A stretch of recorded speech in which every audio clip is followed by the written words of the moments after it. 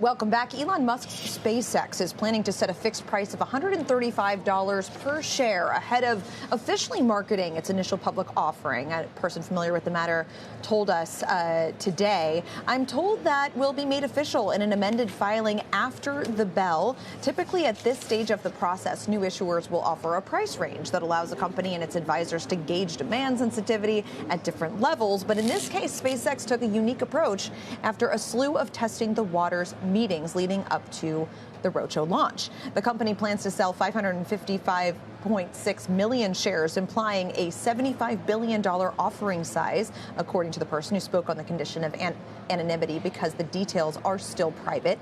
At the $135 per share price tag, though, SpaceX would be valued at $1.75 trillion, which assumes the EchoStar Spectrum and Cursor transactions close. Reuters earlier reported the pricing details. I'm told the fixed price was chosen in lieu of a range due to the depth of the testing the waters process in recent weeks that involved conversations with institutional investors who indicated enough demand existed at that $135 per share level. Retail investors, who are expected to comprise about 30% of the IPO, are still more of a wild card at this stage, but tend to be less price sensitive and have decades-long track record of following Elon Musk.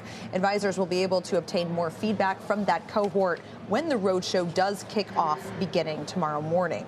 Musk's company is planning on debuting at the NASDAQ on June 12th, next Friday.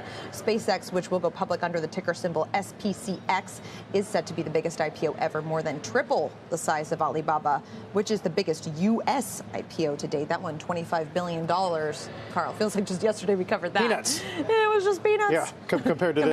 And for those viewers who might have missed it, interesting discussion with Jim this morning about ways in which this could get out of control, I guess Jim would put it, in terms of pricing for retail investors who get burned on market orders on day one or two. Yeah, I think it's a really important component here because typically on these big deals, especially ones with brand names and cult-like followings like Elon Musk has, you would actually cut back retail as part of the allocation because you'd want them to be the marginal buyer who comes in on day one and helps orchestrate a pop. 30% is really sizable for, first of all, a deal of this size, which we've never seen before, and really for any deal that has kind of the buzzworthiness, all of the interest pre-IPO, and now you're giving about 30% to retail, which you don't have that same level of control, perhaps, as you would with these institutional investors who, if you are, part of the sales force you've known for a long period of time, you can look them in the eyes and say, are you going to hold this thing?